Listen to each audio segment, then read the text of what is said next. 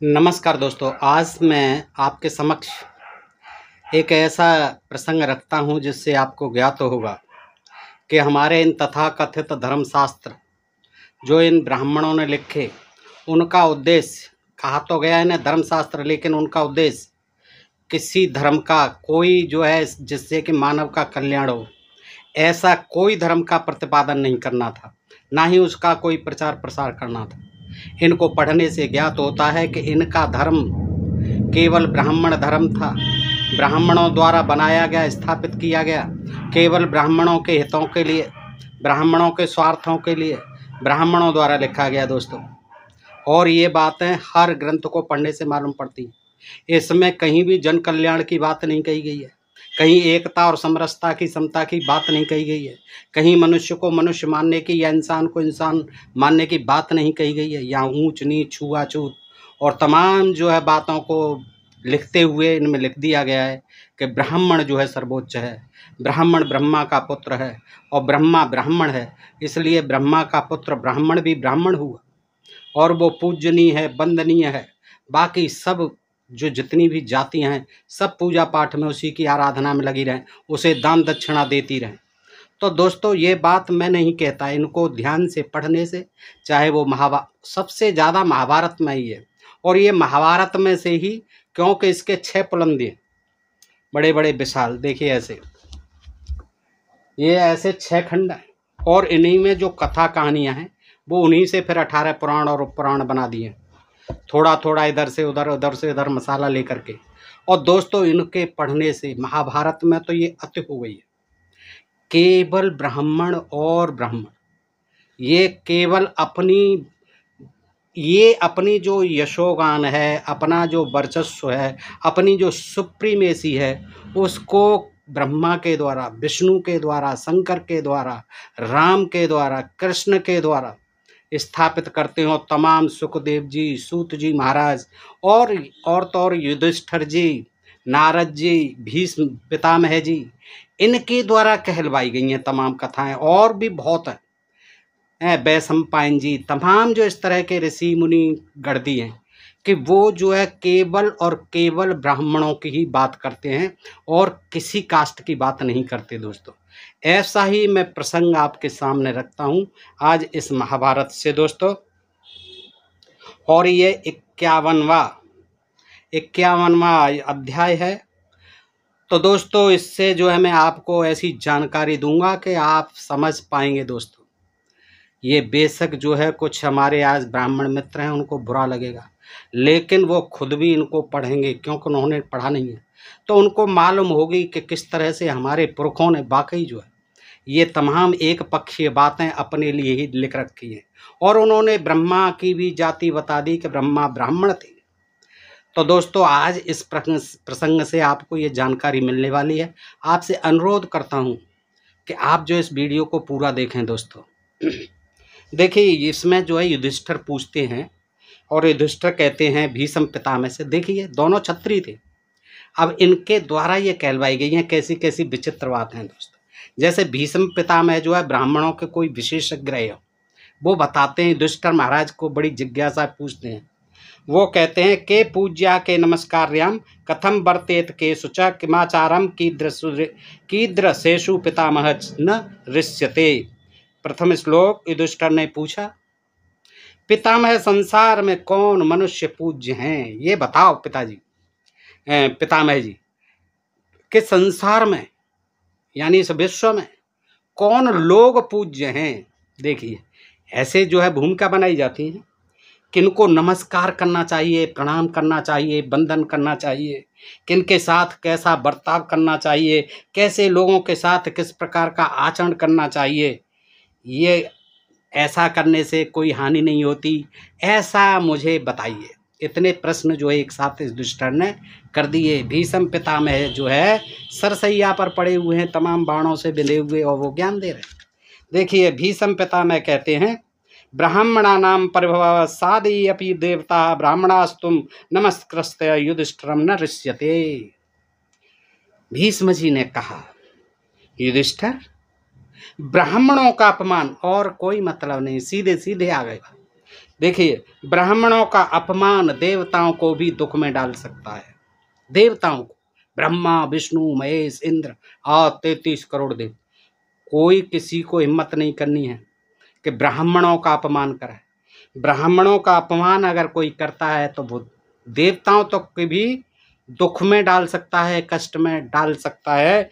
परंतु यदि ब्राह्मणों को नमस्कार करके, चरण वंदन करके, प्रणाम करके उनके साथ विनय पूर्ण बर्ताव किया जाए तो कभी कोई हानि नहीं होती। देखिए, ये एक व्यक्ति के लिए नहीं है, किसी व्यक्ति विशेष ब्राह्मण के लिए, सबके लिए, चाहे वो कैसा ही ब्राह्मण हो, अनपढ़, पढ़ा लिखा, मूर्ख, विद्वान, शराबी, कबाबी, जैसा भी हो।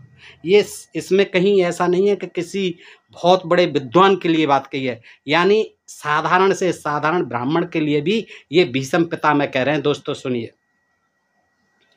ये कहते हैं आगे तीसरे श्लोक में, ते पूज्यास्ते नमस्कार्य वर्तस्ते स्थास्तु पुत्रवता ते ही लोकम निमानं सर्वानम धारयन्ति मनीषिण। अतः ब्राह्मणों की पूजा करे। हर मनुष्य क्या करे? ब्राह्मणों की पूजा करे और किसी की नहीं करे।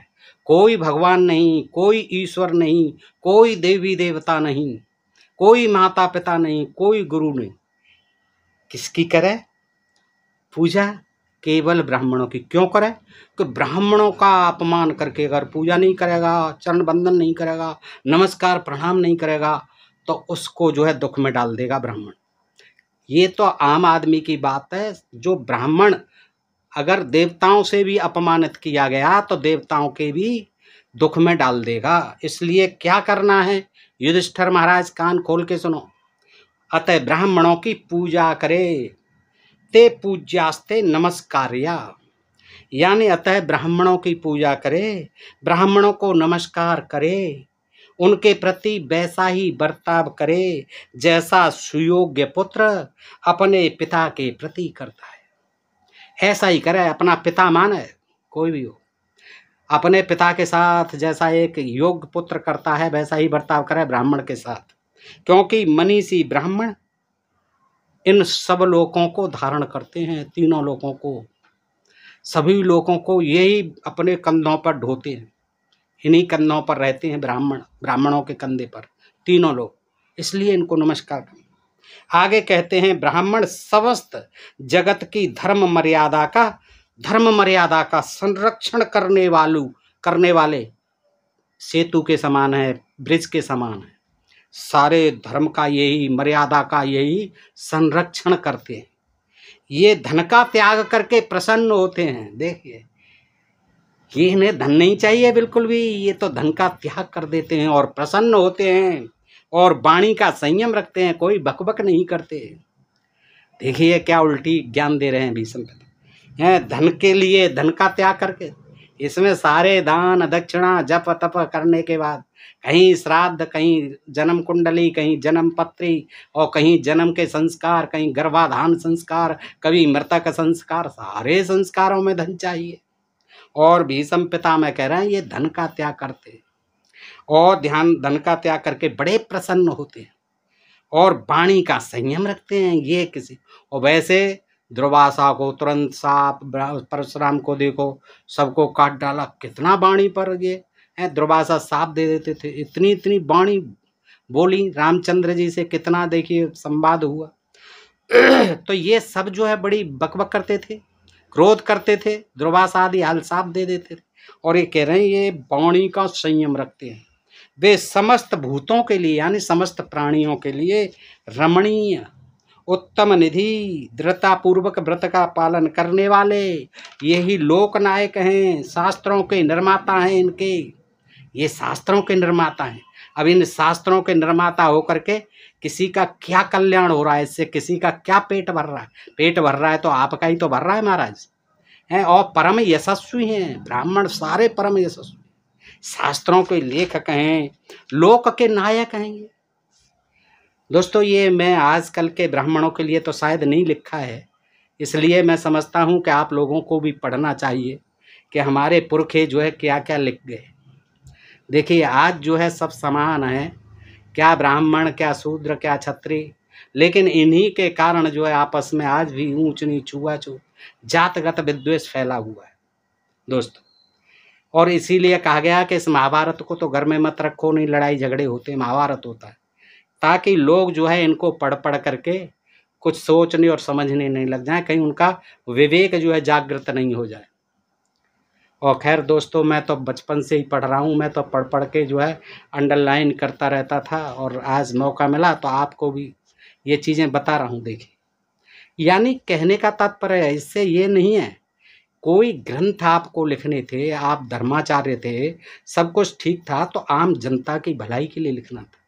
ये एकमात्र ब्राह्मण वर्ग ने अपने लिए ही सारे सुख, उपभोग, दान, दक्षिणा, सारी चीज़ें अपने लिए सुविधा कर ली, ऊंच नी, पवित्र भी, पूजा भी करानी है सबसे, और ये सबको जो है और अपने से नीचा मानना। बात ये है, ये जो है इस वैज्ञानिक युग में सोचने की बात है कि ये जो लिखी गई बातें उस समय और आज भी प्रचलित हैं, ये कितना जहर भर दिया गया है समाज में।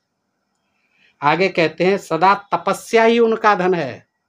बस तपस्या करते रहो, बैठे रहो, हैं, तपस्या ही उनका धन है, कोई काम धंधा नहीं करना है, यही उनका धन है। और अभी कह रहे हैं धन का त्याग करके बड़े प्रसन्न होते हैं, फिर काय को तपस्या करते हैं। वाणी उनका महान बल है, कह रहे वाणी जो है बड़ी होती है, अब कह रहे हैं महान बल है।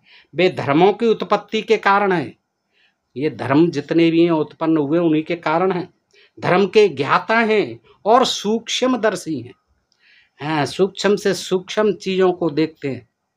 वे धर्म की इच्छा रखने वाले, पुण्य कर्मों द्वारा धर्म में ही स्थित रहने वाले और धर्म के सेतु हैं। अब इसी चीज को ये धर्म बताते हैं। उन्हीं का आश्रय लेकर चारों प्रकार की सारी प्रजा, चारों प्रकार की ब्राह्मण, क्षत्रिय, वैश्य, शूद्र, चारों प्रकार की प्रजा जीवन धारण करती है। और आगे कहते हैं, पंथा नाम सर्वनेतारो यज्ञ वाया सनातन, यानी ब्राह्मण ही सबके पथ प्रदर्शक हैं, और तो कोई हो ही नहीं सकता, ये ही सबके पथ प्रदर्शक हैं बस। और नेता हैं यही, और सनातन यज्ञ निर्वाहक हैं। सनातन, जो सनातन काल से चली आ रही हैं यज्ञ, उनको भी यही चलाने वाले हैं। तो सबके पथ प्रदर्शक हैं ये, और सबके नेता हैं, और सनातन यज्ञ निर्वाहक हैं। वे बाप दादों की चलाई हुई भारी धर्म मर्यादा का भार सदा वहन करते हैं। बाप दादों के, यानी इनसे भी पहले से चला रहा है, बाप दादों के जमाने से सनातन ये जो है यज्ञ निर्वाहन करना आदि तपस्या, ये जो है उसके भी बाप दादों की चलाई हुई भारी धर्म मर्यादा, भारी धर्म मर्यादा का भार सदा ढोते हैं। देखिए कितना कल्याण कर रहे हैं ये, कितना उपकार कर रहे हैं जगत पर, तीनों लोगों पर, उनको कंधों पर ढोते रहते हैं तीनों लोगों को। जैसे देखिए आगे सुनते जाइए दोस्तों, मैं अपनी तरफ से कुछ नहीं कहता, ये रोचक चीजें हैं। कैसे लिखे, जैसे अच्छे बैल, बोझ ढोने में, यहाँ ब्राह्मण को बैल बना दिया। जैसे अच्छे बैल बोझ ढोने में शिथिलता नहीं दिखाते, बेचारे शिथिलता दिखाएंगे ऊपर से डंडा पड़ेगा। शिथिलता कैसे दिखा देंगे, कितना ही लाद दो, चला नहीं जा रहा है फिर भी ऊपर से कोड़े बरस रहे हैं, डंडे बरस रहे हैं, तो चलेंगे बेचारे। तो ये कहता है महाभारत का लेखक कि जैसे अच्छे बैल बोझ ढोने में शिथिलता नहीं दिखाते, उसी प्रकार ये ब्राह्मण धर्म का वाहन करने में कष्ट का अनुभव नहीं करते। क्यों करेंगे, चकाचक माल मिलते हैं, यही तो इनका पेशा है, रोजी रोटी है। सोचो है, क्यों करेंगे, ढोएंगे उसको, कितना ही लाद दो, क्योंकि यही उनकी जीविका है। बैलों की जो है जीविका वही है, ढोना, और उसी से उनका शाम को चारा मिलेगा सुबह शाम। ऐसे ही ये ब्राह्मण हैं कि ये जो है कभी धर्म का जो भार, बड़ा भारी धर्म है उसका भार यही ढोते रहते हैं बैल की तरह। वे ही देवता, पितर और अतिथियों के मुख तथा हव्य कव्य में प्रथम भोजन के अधिकारी हैं। हाँ, इनका जो है देवताओं के लिए जो भोजन बनता है तो उसमें भी भोग इन्हीं का ही है, फिर है उनका तो नाम होता है पितर। पितरों की तो एक बना रखी है अपने कमाने खाने की। कब के लोग मर गए पुरखे दादे हैं, वो क्या वहाँ भूखे मर रहे हैं, है, आत्मा चली गई, आत्मा निकल गई, भोजन तो शरीर को चाहिए चलाने के लिए है, आत्मा का क्या है, उसको भी बना दिया। और जनता ऐसी मूर्ख बनी हुई है, श्राद्ध में पागल हो जाते, पितरों को भोजन कराएंगे और माल उड़ाएंगे खुद। तो ये जो है देवता, पितर और अतिथियों के मुख हैं। हाँ, ये उनके मुख हैं, हमारे पितरों के भी मुख यही हैं, पेट भी यही है, इन्हीं के पेट में जाता है, पितरों का तो नाम है। तो उनने कह दिया हम तुम्हारे पितरों के मुख हैं भाई, हमारे जो मुख में जा रहा है फिर सीधा आपके पिताजी के पेट में पहुंच रहा है। देखिए, तो ये ही देवता हैं, पितर हैं। अब इन्हीं के आधार पर ये चल रहा है सब। वे ही देवता, पितर और अतिथियों के मुख तथा हव्य कव्य में प्रथम भोजन के अधिकारी हैं। पृष्ठ 714 पर है दोस्तों। ये दान धर्म पर्व है, नाम भी इसका दान धर्म पर्व। ये भी पर्व है दान धर्म का। ये प्रथम भोजन के अधिकारी हैं, देवताओं के, पितर के, अतिथियों के ये मुख हैं। और सबसे पहले, और होता ही है सब जगह, पहले ब्राह्मण देव जिएंगे, उसके बाद दूसरों का नंबर आएगा। ब्राह्मण भोजन मात्र करके क्यों कराते हैं लोग भोजन है? भोजन कराते ही लोगों की भय से रक्षा हो जाती है, कोई भय नहीं होगा। संकट कटे मिटे सब पीरा, जो सुमिरै हनुमत बलबीरा। तो हनुमत को भी सुमरने की जरूरत नहीं पड़ती है, केवल जैसे ही ब्राह्मण भोजन कराया, तीनों लोकों की महान भय से रक्षा करते हैं ब्राह्मण। भोजना देवलोकान् स्त्रींस्त्रांस्यन्ते महतो भयाता दीपः सर्वलोकस्य चक्षुश्चक्षुष्मतिः। तो ब्राह्मण भोजन मात्र करके तीनों लोकों की महान, तीनों लोकों की बस भोजन खिला दो और तीनों लोकों की कोई भय नहीं है। फिर चीन का, जापान का, अमेरिका, इसका, पाकिस्तान का कोई भय नहीं है भारत को, इनको भोजन करा ब्राह्मण दे। और ये मैं नहीं कह रहा, महाभारत कह रहा है, भीष्म पितामह कह रहे हैं, युधिष्ठिर से कह रहे हैं दोस्तों। वे संपूर्ण जगत के लिए दीप की भांति प्रकाशक, दीप की भांति प्रकाश करते हैं। लाइट की और दिए की जरूरत नहीं है, जल जाते हैं। और नेत्र वालों के भी नेत्र हैं, अंधों के भी नेत्र हैं, और नेत्र वालों के भी नेत्र हैं। देखिए, ब्राह्मण सबको सीख देने वाले, हाँ बिल्कुल सीख देते हैं। ये तमाम कथावाचक जो है सीख तो दे रही हैं उल्टी सीधी। प्याज मत खाओ, लहसुन मत खाओ, ये कुत्ते के वृषण है, ये उसके कुत्ते का पेशाब है, ये मत। और गाय का पेशाब, मूत्र जो है बड़ा अमृत है, बड़ा पवित्र है, गोबर बड़ा पवित्र है, उसको पियो खाओ। तो ये सीख दे रहे हैं सब। ब्राह्मण सबको सीख देने वाले, वेद ही उनका धन है। हाल तपस्या कह रहे थे तपस्या धन है, अब कह रहे हैं वेद ही उनका धन है। और बिल्कुल धन है, क्योंकि वो इनकी मतलब की चीजें लिखी हुई हैं सारी। वे शास्त्र ज्ञान में सकुशल, क्यों नहीं होंगे कुशल, मोक्षदर्शी, सबको मोक्ष दिलाने वाले, समस्त भूतों की गति के ज्ञाता और अध्यात्म तत्व का चिंतन करने वाले हैं। ब्राह्मण आदि मध्य और अंत के ज्ञाता, संशय रहित भूत भविष्य का विशेष ज्ञान रखने वाले और परम गति को जानने और पाने वाले। देखिए भीष्म पितामह ने कैसी लंबी लंबी लिखी। अब ये कोई ब्राह्मण नहीं है, ये कह देंगे अरे छत्री भीष्म पितामह लिख गए, हमारे किसी ब्राह्मण ने थोड़ी लिखी, हमारे बाप दादा ने। वो कहते हैं ब्राह्मण आदि मध्य और अंत के ज्ञाता हैं, भविष्य के ज्ञाता हैं, विशेष ज्ञान रखने वाले हैं और परम गति को जानने वाले हैं और पाने वाले हैं। श्रेष्ठ ब्राह्मण सब प्रकार के बंधनों से मुक्त और निष्पाप हैं। उनके चित्त पर द्वंद्वों का प्रभाव नहीं पड़ता है, कितने ही द्वंद्व कलेश हों उन्हें कोई फर्क नहीं पड़ता है। वे सब प्रकार के परग्रह का त्याग करने वाले, किसी का धन आदि नहीं ग्रहण करते, परग्रह का त्याग करते हैं और सम्मान पाने के योग्य हैं। यस, सम्मान पाने के योग्य हैं। पूज्य विप्र जो वेद विहीना, शूद्रन गुणगण ज्ञान, और किसी को नहीं पूजना, यही सब और तो कोई था ही नहीं। ज्ञानी महात्मा उन्हें सदा ही आदर देते हैं, देंगे क्यों नहीं देंगे। वे चंदन और मल, देखिए क्या लिखा है, वे चंदन और मल की कीचड़, आप देखिए वे चंदन और मल की कीचड़ में, भोजन में और उपवास में समान दृष्टि रखते हैं।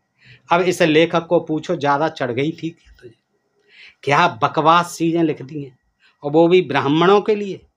देखिए क्या लिखा है, चंदने मलपंके च भोजने अभोजने समा समम एचाम दुकूलम च तथा क्षोमा जिनानी च। 14वां श्लोक है, ध्यान से सुने दोस्तों। ब्राह्मण चंदन और मल की कीचड़, मल तो आप जानते हैं विष्ठा, उसकी कीचड़ हो और चंदन हो, उसको एक समान समझते, यानी उसमें भी चंदन में जो खुशबू आ रही है, ब्राह्मणों को मल के कीचड़ में वही खुशबू आती है, उसको भी समान समझते हैं दोनों को। और उपवास कर लेना, व्रत रखना या भोजन कर लेना, भोजन और उपवास में भी समान दृष्टि रखते हैं, उन्हें कोई फर्क नहीं पड़ता, चाहे भोजन रखें या उपवास रखें, या उन्हें चंदन की खुशबू मिले या फिर कीचड़ जो मल की है उसको, उस दोनों में समान दृष्टि होती है।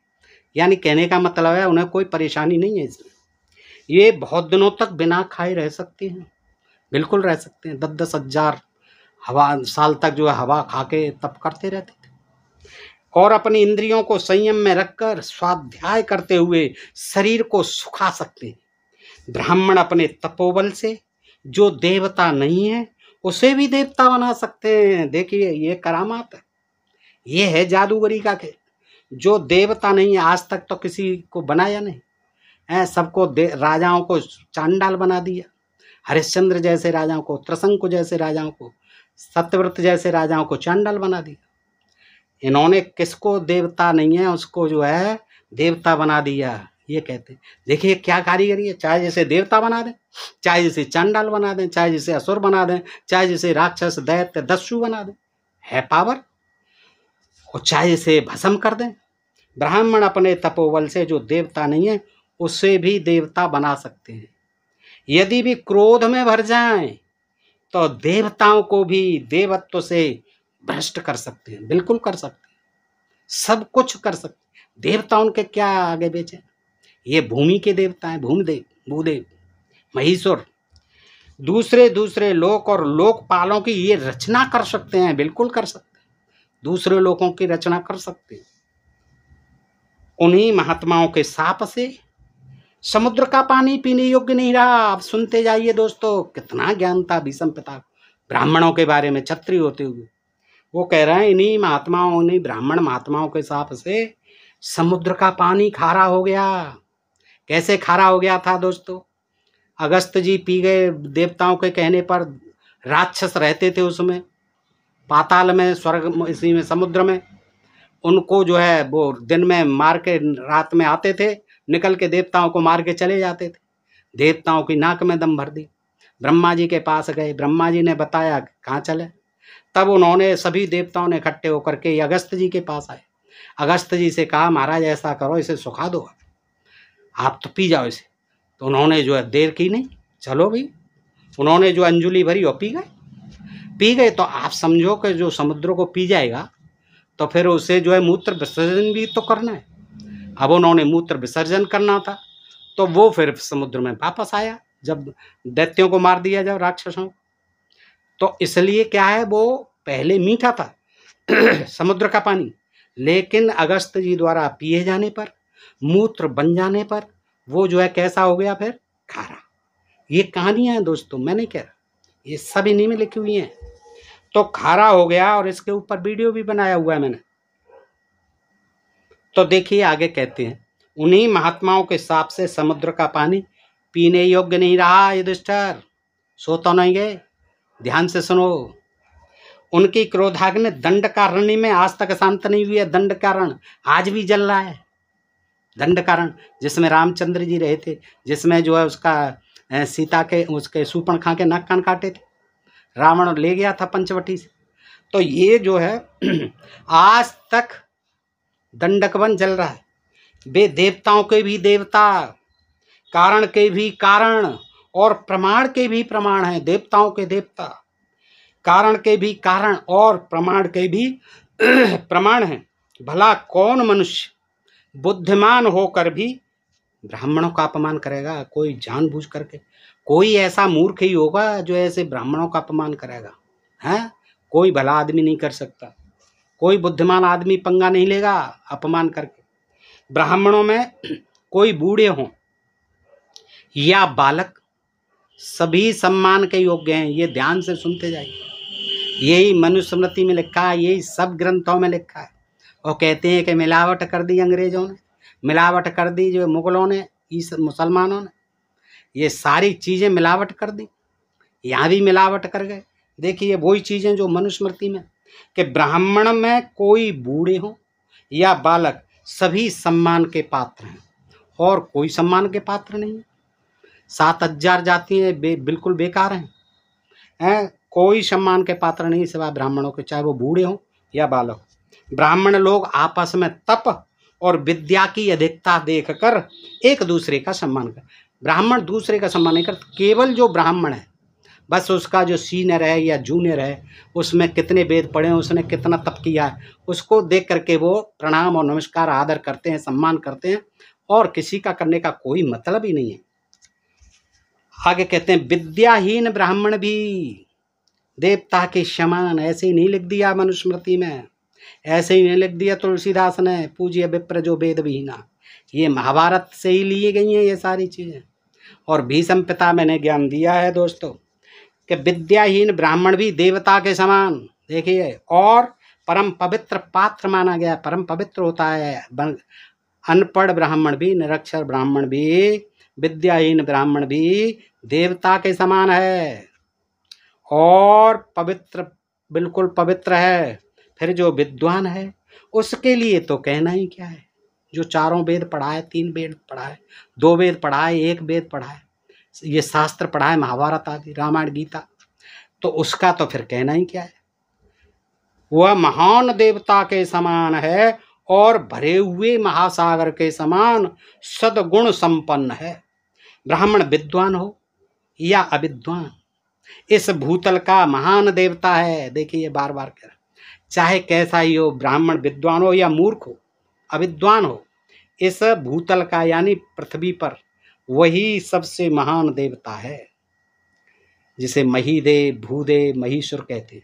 जैसे अग्नि पंचभू संस्कार पूर्वक स्थापित हो या न हो, वह महान देवता ही है। तेजस्वी अग्निदेव शमशान में हो तो भी दूषित नहीं होते, हाँ, चाहे वो मरघट में हो अग्नि देवता तो भी पवित्र हैं, और वो रसोई में हो या यज्ञ में जल रहे हो तो भी पवित्र हैं। वैसे ही कहते हैं इसी तरह से ब्राह्मण सब जगह पवित्र हैं, चाहे वो विद्वान हो चाहे विद्वान हो, चाहे पढ़ा लिखा नहीं हो चाहे कुछ भी हो, लेकिन वो जो है वैसे ही पवित्र है जैसे आग स्मशान में और जैसे ही हवन यज्ञ में आदि में वो शोभा पाती है, पवित्र होती है, ऐसे ही। इस प्रकार यद्यपि ब्राह्मण सब प्रकार के अनिष्ट कर्मों में लगा हो तो भी वो सर्वथा माननीय है, चाहे कितने भी अनिष्ट कर्म, बुरे कर्मों में लगा हो, कुकर्मों में लगा हो। यही अर्थ है दोस्तों। एवं यद्यपि निष्ठेषु वर्तते सर्व कर्मसु सर्वथा ब्राह्मणो मान्यो देवतम विद्धि तत्परम। इस प्रकार यद्यपि ब्राह्मण सब प्रकार के अनिष्ट कर्मों में लगा हो तो भी वह सर्वथा माननीय है, चाहे कितना ही बुरे कर्मों में लगा हो। वैसे भी कहा सापत, तुलसीदास ने सापत ताड़त परुष कहता, कठोर वचन बोलता हुआ, साप देता हुआ, मारता हुआ ब्राह्मण भी पूज्य है, ऐसा संत लोग कहते हैं। सापत ताड़त परुष कहता विप्र पूज्य अस गावहिं संता। तो यही बात जो है महाभारत से ली गई है। महाभारत भी यही कह रहा है कि ब्राह्मण सब प्रकार के अनिष्ट कर्मों में लगा हो, कोई भी कर्म कर रहा हो तो भी वह सर्वथा माननीय है, सम्माननीय है, वंदनीय है, पूजनीय है, आदरणीय है, उसे परम देवता समझो। देखो कितनी बार की। अब दोस्तों क्या होता है कि ये आगे कथा सुनाते हैं। फिर भीष्म उवाच चल रहा है, अभी ध्यान से सुनिए। तो एक समय कृतवीर, अब कृतवीर कुमार की कहानी पर आ जाते हैं, जो सहस्त्राबाहु अर्जुन कहते हैं दोस्त। तो उस समय कहते हैं कि एक बार कृतवीर कुमार अर्जुन ने क्षत्रिय धर्म को सामने रखते हुए, राजा था और बड़ा बलवान राजा था सहस्त्रबाहु, जिससे कि ठन गई थी परशुराम से, और परशुराम ने 1000 भुजाएं काटी और उसके तमाम पुत्रों को मारा, उसका सर्वनाश कर दिया था। और इसी सहस्त्रबाहु ने उनकी गाय के लेकर के उनके पिताजी को जमदग्नि को मारा था, तो बदला लिया था। यही सहस्त्रबाहु अर्जुन की कथा अब ये सुना रहे हैं दोस्तों। इसमें भी देखिए क्या क्या बातें सुनाते हैं। तो वो कहते हैं एक बार की बात है, कि ये जो कृतवीर कुमार छत्री था उसने क्या किया, क्षत्रिय धर्म को सामने रखते हुए विनय और शास्त्र ज्ञान के अनुसार बहुत दिनों तक मुनिवर दत्तात्रेय की आराधना की। ये दत्तात्रेय भी ब्राह्मण थे और किसी कारणवश दत्तात्रेय ऋषि के ब्राह्मण के पुत्र थे, ब्रह्मा के पौत्र थे, तो कारणवश अपना सारा धन उनकी सेवा में समर्पित कर दिया, तपस्या की और दत्तात्रेय को अपना सारा सामान उन्होंने जो है दे दिया, सेवा में समर्पित कर दिया सारा धन। तो वो खुश हो गए, दत्तात्रेय जी प्रकट हो गए। दत्तात्रेय जी बोले कि भाई मांगो राजा, तुम मुझसे वर मांगो, तुमने सारी धन दौलत मुझे दे दी। तो दत्तात्रेय महाराज बड़े खुश हो गए हैं, उन्होंने कहा कि मुझसे वर मांगो। तो अर्जुन कहता है, कार्तिकेय सहस्त्रबाहु अर्जुन, कि मैं युद्ध में तो 1000 भुजाओं से युक्त रहूं, मेरी 1000 भुजाएं हो जाएं। देखिए उसने भी क्या वरदान मांगा, 1000 भुजाएं हो जाएं, है ना, और मेरी 2 ही बाहें रहें, घर पे पहुंच जाऊं तो मेरी 2 ही बाहें हो जाए, और जब मैं युद्ध में हूं तो मेरी 1000 भुजा हो जाए। क्या क्या विचित्र वरदान मांगते थे। अच्छा, रणभूमि में सभी सैनिक मेरी 1000 भुजाएं देखें, 1000 दिखाई दें। कठोर व्रत का पालन करने वाले गुरुदेव, मैं अपने पराक्रम से संपूर्ण पृथ्वी को जीत लूं, सारी पृथ्वी को जीत लूं, ये वरदान दो। इस प्रकार पृथ्वी को धर्म के अनुसार प्राप्त कर मैं आलस्य रहित हो उसका पालन करूं। इन 3 वरों के सिवाय एक चौथा वर भी मैं आपसे मांगता हूं। मेरे से मुझ पर कृपा करने के लिए आप वह वर भी अवश्य प्रदान करें। मैं आपका आश्रित भक्त हूं। यदि कभी मैं सन्मार्ग का परित्याग करूं, यानी गलत मार्ग पर जाऊं, सतमार्ग को छोड़ के, तो फिर मुझे जो है श्रेष्ठ पुरुष, आप जैसे विद्वान पुरुष जो हैं, मुझे राह पर लाने के लिए शिक्षा दें। ये 4 वरदान मांगे। तो उसके इस प्रकार प्रार्थना करने पर दत्तात्रेय जी ने उस नर से कहा, तथास्तु, ऐसा ही होगा। फिर तो उस तेजस्वी राजा के लिए वे सभी वर उसी रूप में सफल हुए। यहाँ भी ब्राह्मण की कारण ही उसकी ये शक्ति दिखाई हुई है दोस्तों। क्षत्रियों की अपनी कोई शक्ति नहीं होती थी, ब्राह्मण की तपस्या करी और वो वरदान दे दिए तो बहुत बलवान हो गया, 1000 भुजाओं वाला हो गया और 3 लोकों का यानी पृथ्वी लोक का स्वामी हो गया। अच्छा, उसके बाद क्या हुआ, सूर्य और अग्नि के समान तेजस्वी रथ पर बैठकर संपूर्ण पृथ्वी पर विजय पाने के पश्चात बल के अभिमान से मोहित हो गया। घमंड तो होगा ही आदमी को, जब सत्ता पा जाता है। जब कुछ नहीं था, तपस्या करी उसने, है, और मामूली आदमी था, आज वो सत्ता पा गया, पृथ्वी का शासन पा गया, तो अब उसको घमंड तो होना ही होना है। और ये स्वाभाविक है, जिसको भी सत्ता मिल जाती है उसको तो फिर घमंड हो जाता है, वो फिर अपनी अपनी चलाता है, वो सुनता ही नहीं किसी की। यही हाल जो है उसका हो गया। तो उसके बाद क्या कहने लगा, वो मोहित होकर के अभिमान से कहने लगा कि धैर्य, वीर, यश, शूरता, पराक्रम और ओज में मेरे समान कौन है। यही होता राजाओं का हाल। देखिए क्या कहता है, मेरे बराबर कौन वीर है, कौन यशस्वी है मेरे बराबर, कौन मेरे बराबर पराक्रमी है, मेरा तो डंका बज रहा है पूरे 3 लोकों में। ऐसा उसे घमंड हो गया है। और घमंड भी क्यों हुआ, ब्राह्मण के आशीर्वाद से। ऐसे नहीं हो गया, उसे 1000 भुजाएं हो गई। तो वो कहता है इस तरह से उसे बड़ा घमंड हो गया। जब घमंड हो गया तो आकाशवाणी ने सुन ली। आकाशवाणी हुई कि मूर्ख, तुझे पता नहीं है कि ब्राह्मण क्षत्रिय से भी श्रेष्ठ है। तू क्या कह रहा है कि मैं ही सबसे श्रेष्ठ हूँ, क्षत्रिय ही सबसे श्रेष्ठ है, राजा ही सबसे श्रेष्ठ है पृथ्वी पर। तुझे ऐसा घमंड कैसे हो गया मूर्ख। तू नहीं जानता कि तुझे पता नहीं है कि ब्राह्मण क्षत्रिय से भी श्रेष्ठ होता है।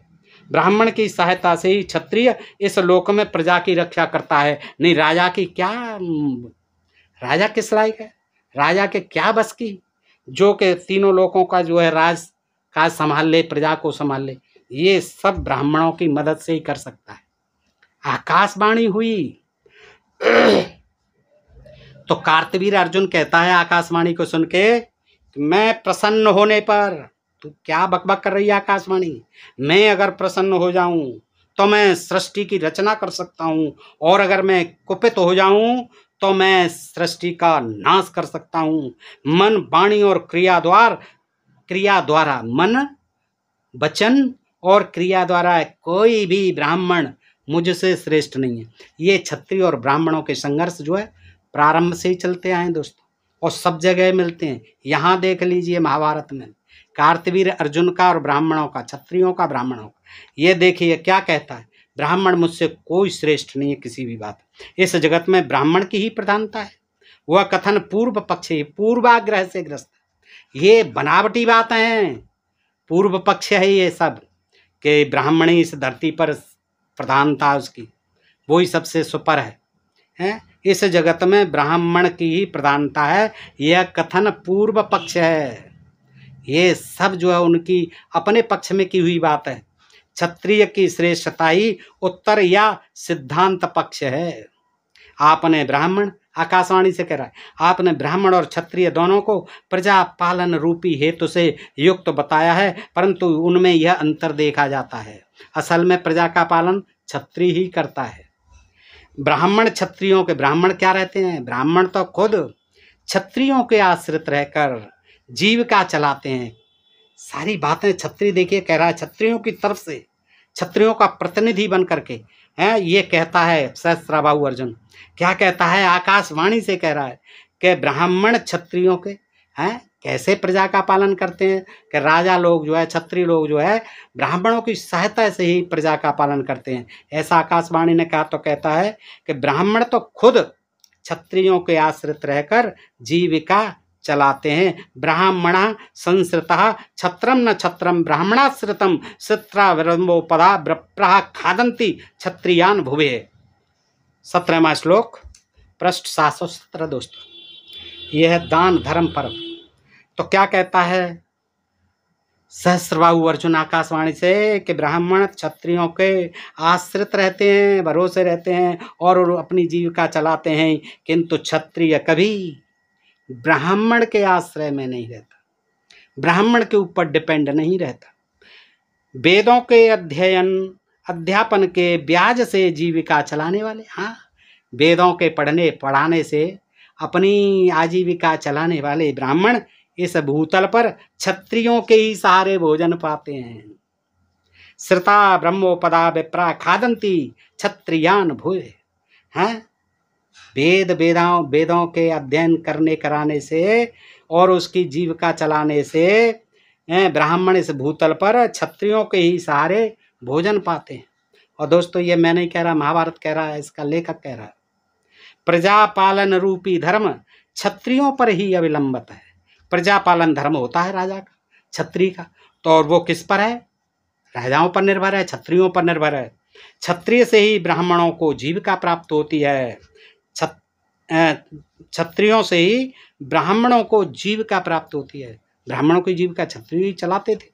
फिर ब्राह्मण क्षत्रिय से श्रेष्ठ कैसे हो सकता है। तैम कथम ब्राह्मणो बरह सर्वभूत प्रधानास्तानाम भैक्षम वृत्ति नाम सदा। आज से मैं सब प्राणियों से श्रेष्ठ कहे जाने वाले, सदा भीख मांगकर जीवन निर्वाह करने वाले और अपने को सबसे उत्तम मानने वाले ब्राह्मणों को अपने अधीन रखूंगा।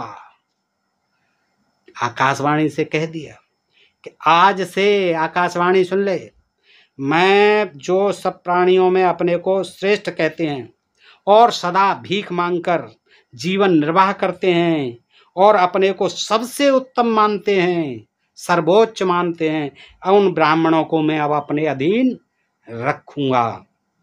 आकाश में स्थित हुई इस गायत्री नामक कन्या ने, जो देखिए गायत्री नामक कन्या ने आकाशवाणी की थी, जिस गायत्री की ये पूजा करते हैं, गायत्री नामक कन्या ने जो ब्राह्मणों को क्षत्रियों से श्रेष्ठ बतलाया है, ब्राह्मणों को क्षत्रियों से श्रेष्ठ बतलाया है, वह बिल्कुल झूठ है, सरासर झूठ है। मृगछाला धारण करने वाले सभी ब्राह्मण प्राय बेबस होते हैं, बेचारे होते हैं, मृगछाला धारण करते हैं। मैं इन सबको जीत लूंगा। तीनों लोकों में कोई भी देवता या मनुष्य ऐसा नहीं है जो मुझे राज्य से भ्रष्ट करे, यानी राज्य से हटा सके, च्युत कर सके, यही मतलब है भ्रष्ट करे। अतः मैं ब्राह्मण से श्रेष्ठ। संसार में अब तक ब्राह्मण ही सबसे श्रेष्ठ माने जाते थे। देखिए, अद्यम ब्रह्मोत्तरम लोकम करस्ये क्षत्रियोत्तरम, क्षत्रियों से भी आज तक ब्राह्मण सबसे श्रेष्ठ समझे जाते थे, किंतु आज से मैं क्षत्रियों की प्रधानता स्वीकार करूंगा। संग्राम में कोई भी मेरे बल को नहीं सह सकता।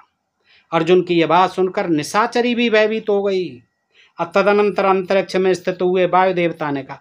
अब ये जो है वो तो चली गई बेचारी सुन सुना के। अब वायु देवता प्रकट हो गए। अब वायु देवता कहते हैं उससे, देखिए ये एजेंट बन के आ गए। अब जो है ब्राह्मण देवताओं, वायु देवता आ गए, ब्राह्मण देवता कोई नहीं आए। अब वो क्या कहते हैं, कार्तवीर तुम इस कलुषित भावना को त्याग दो और ब्राह्मणों को नमस्कार करो, प्रणाम करो, उनका पूजन करो। यदि इनकी बुराई करोगे तो तुम्हारे राज्य में हलचल मच जाएगी, अराजकता फैल जाएगी, अथवा महीपाल महान शक्तिशाली ब्राह्मण तुम्हें शांत कर देंगे। शांत, एक शब्द नहीं बोल पाओगे। हाँ, ऐसी बातें मत करो, बकबक, ब्राह्मणों का अपमान मत करो। कार्तवीर कौन कह रहे हैं, वायुदेव। तुम यदि उनके उत्साह में बाधा डालोगे तो वे तुम्हें राज्य से बाहर निकाल देंगे। यही होता था, ब्राह्मणों की इतनी शक्ति होती थी, इनका जो है मंत्र बल इतना होता था कि डरा देते थे कि साफ दे देंगे, ये कर देंगे, तुझे राज्य से निकाल देंगे, तेरा राज्य चला जाएगा। तो ऐसे ही करके वो वायुदेव कहने लगे, समझाने लगे। यह बात सुनकर कार्तवीर ने पूछा कि महानुभाव आप कौन हैं, ये मुझे ज्ञान देने आए हो, आप कौन हैं। तब वायु देवता ने उससे कहा, राजन मैं देवताओं का दूत वायु हूँ, ब्राह्मण देवताओं का दूत वायु हूँ और तुम्हें हित की बात बता रहा हूँ। देखिए वायु देवता जो चलते हैं ये देवताओं के, ब्राह्मण देवताओं के कौन है, दूत हैं, एजेंट है, और आ गए वो अपने। तो कार्तवीर अर्जुन ने उनसे कहा, वायुदेव से, अहो त्वयायम विप्रेषु भक्त राग प्रदर्शति यादृशम पृथ्वी भूतम तादृशम ब्रूहिम मे द्विजम। 27वां श्लोक। कार्तवीर अर्जुन ने पूछा, वायुदेव ऐसी बात कहकर आपने ब्राह्मणों के प्रति भक्ति और अनुराग का परिचय दिया है। अच्छा, आपकी जानकारी में यदि पृथ्वी के समान कोई क्षमाशील ब्राह्मण हो तो ऐसे उस द्विज का मुझे नाम बताइए, अथवा यदि कोई जल अग्नि सूर्य वायु एवं आकाश के समान श्रेष्ठ ब्राह्मण हो तो उसको भी बताइए। तो मैं, वो कहता, वायु ने कहा, मूर्ख, मैं महात्मा ब्राह्मणों के कुछ, अब वो आ गए, अब तक जो है देखिए वायु कह रहे हैं कि मूर्ख, मैं महात्मा ब्राह्मणों के कुछ गुणों का वर्णन करता हूँ। रे मूढ़ कार्तवीर अर्जुन, अब सुन, मैं कुछ ब्राह्मणों के गुणों का वर्णन करता हूँ। तुमने पृथ्वी जल और अग्नि आदि जिन व्यक्तियों का नाम लिया उन सबकी अपेक्षा ब्राह्मण श्रेष्ठ है। सुन लो कान खोल, चाहे वो पृथ्वी हो, चाहे जल हो, चाहे अग्नि हो, इनसे भी जो श्रेष्ठ है वो कौन है, वो ब्राह्मण है। एक समय की बात है, राजा अंग के साथ स्पर्धा होने के कारण पृथ्वी के अधिष्ठात्री देवी अपने लोक धर्म धारण रूप शक्ति का प्रत्याग करके अदृश्य हो गई। उस समय विप्रवर कश्यप ने अपने तपोबल से इस पृथ्वी को थाम रखा था, यानी पृथ्वी को भी थाम लिया कश्यप ने। नाराज हो गई थी और अपने संग जो स्पर्धा कर रहा था, कौन था, वो राजा था, और उसकी वजह से जो है पृथ्वी नाराज हो गई। तो फिर उसको धारण करने वाले कौन थे, कश्यप ही थे। और आगे कहा, श्रेष्ठ ब्राह्मण, हाँ, महर्षि गौतम ने ऐश्वर्यशाली इंद्र को अहिल्या पर आसक्त होने के कारण शाप दे दिया था। केवल धर्म की रक्षा के लिए उसके प्राण नहीं लिए थे। जब गौतम ऋषि की पत्नी अहिल्या से जो है देखा दुराचार किया था इंद्र ने, तो उसको जो है कि तेरे 1000 भाग हो जाएं, फिर तेरे 1000 नेत्र हो जाएं, ऐसा जो है देखिए ब्राह्मण नहीं दिया था। और ये नहीं देख रहे हैं कि उनकी धर्मपत्नी के साथ क्या किया था। फिर जो कहते हैं, समुद्र पहले मीठे जल से भरा रहता था। ये ब्राह्मणों की महिमा है कि ब्राह्मणों के शाप से उसका पानी खारा हो गया। अग्नि का रंग पहले सोने के समान था। क्या ज्ञान दे रहे हैं भाई। अग्नि का रंग पहले कैसा था, सोने के समान था, उसमें से धुआं नहीं निकलता था पहले। अब बताइए, आग में से धुआं निकलता ही कहाँ है, वो तो जब जलता है कुछ तो उसमें से धुआं निकलता है। तो वो कहते हैं पहले तो रंग सोने के समान था, उसमें से धुआं नहीं निकलता था, और उसकी लपट सदा ऊपर की ओर ही उठती थी। किंतु क्रोध में भरे हुए अंगिरा ऋषि ने उसे शाप दे दिया। हाँ, कि जब तू धुआं उड़ेगा। अग्नि को भी शाप दे दिया था। किसने, हमारे अंगिरा ऋषि ने। इसलिए अब उसमें ये पूर्वोक्त गुण नहीं रह गए हैं, अब सोने के समान रंग नहीं है, धधकता है तो सोने के समान, सोने से भी ज़्यादा तेज लगती है। देखा कोयले को धधकते हुए देखा है आपने? किसी भी लकड़ी को हैं सोने के समान उससे भी तेज रंग होता है। और धुआं तो उठेगा ही उठेगा। जब लकड़ी आग जलेगी, कोयला जलेगा, तभी तो आग जलेगी। किससे जलेगी आग? उत्तम ब्राह्मण वर्णधारी ब्रह्मर्षि कपिल के हिसाब से देखिए 60,000 पुत्र सगर के भस्म होकर अभी राख की ढेरी बने पड़े। ये ब्राह्मण थे हैं कपिल मुनि। तुम ब्राह्मणों की समानता कभी नहीं कर सकते। क्षत्रिय राजा कार्तवीर, उनसे अपने कल्याण के उपाय जानने का यत्न करो कि तुम्हारा कल्याण कैसे होगा। राजा गर्भस्थ ब्राह्मणों को भी भली भांत प्रणाम करता है। हाँ देखिए, गर्भस्थानाम ब्राह्मणानाम सम्यंगम नमस्ते किला प्रभु। यही मनुस्मृति में कहा है। 10 साल का क्षत्रिय 80 साल, 10 साल का ब्राह्मण 80 साल का क्षत्रिय, तो 80 साल का क्षत्रिय 10 साल के ब्राह्मण को प्रणाम करेगा। यही बात इसमें से, ये इसमें तो और आगे की बात कह दी कि राजा जो है गर्भस्थ ब्राह्मणी के पेट में अभी गर्भ में है, उसको भी प्रणाम करता है। राजा गर्भस्थ ब्राह्मणों को भी भली भांत प्रणाम करता है। वायुदेव कहते हैं दंडकारण्य का विशाल साम्राज्य के ब्राह्मण ने ही नष्ट कर दिया। तालजंग नाम वाले महान क्षत्रिय वंश का अकेले महात्मा औरव ने संहार कर डाला है। कम है हमारे ब्राह्मण? स्वयं तुम्हें भी जो परम दुर्लभ विशाल राज्य बल धर्म और शास्त्र ज्ञान की प्राप्ति हुई है, वह विप्रवर दत्तात्रेय जी की कृपा से हुई है। तुम अभिमान में आ गए। ये भी तुम्हें ब्राह्मण, यानी सब राजपाट जो कुछ भी होता था सब ब्राह्मणों की कृपा से। क्षत्रियों का तो कुछ होता ही नहीं था। बस वो तो केवल मरने के लिए जाओ, तभी तुम्हें स्वर्ग मिलेगा और क्षत्रियत्व मिलेगा। अर्जुन, अग्नि भी तो ब्राह्मण ही है। आगे देखिए क्या कहते हैं, अग्नि भी तो ब्राह्मण है। तुम प्रतिदिन उसका यजन क्यों करते हो? क्या तुम नहीं जानते कि अग्नि संपूर्ण लोगों के हवस्य वाहन पहुंचाने वाले हैं? अथवा श्रेष्ठ ब्राह्मण प्रत्येक जीव की रक्षा और जीव जगत की सृष्टि करने वाला। वायुदेव ज्ञान दे रहे हैं देखिए। अथवा ब्राह्मण श्रेष्ठ मनुभूतानां पालकम कर्तारम जीवलोकस्य कस्मान जाननम विमोह्य। यानी श्रेष्ठ ब्राह्मण प्रत्येक जीव की रक्षा और जीव जगत की सृष्टि करने वाला है। सब प्रत्येक जीव की रक्षा करने वाला कौन है? ब्राह्मण। जीव जगत की सृष्टि करने वाला कौन है? ब्राह्मण। इस बात को जानते हुए भी तुम क्यों अज्ञानता में पड़े हो भाई? क्यों मोह में पड़े हो? कार्तवीर, जिन्होंने इस संपूर्ण चराचर, अब इसको ध्यान से सुन लें दोस्तों, तथा प्रजापतिर ब्रह्मा अव्यक्तः प्रभुर्व्ययः एनेदम निखिलम विश्वम जनतम स्थावरम चरम। 15वां श्लोक, पृष्ठ 719। क्या कहते हैं? जिन्होंने इस संपूर्ण चराचर जगत की सृष्टि की है, वे अव्यक्त स्वरूप अविनाशी प्रजापति भगवान ब्रह्मा जी भी ब्राह्मण हैं। ये देखिए दोस्तों, ये श्लोक जो बड़ा महत्वपूर्ण, इससे आपको मालूम पड़ गए।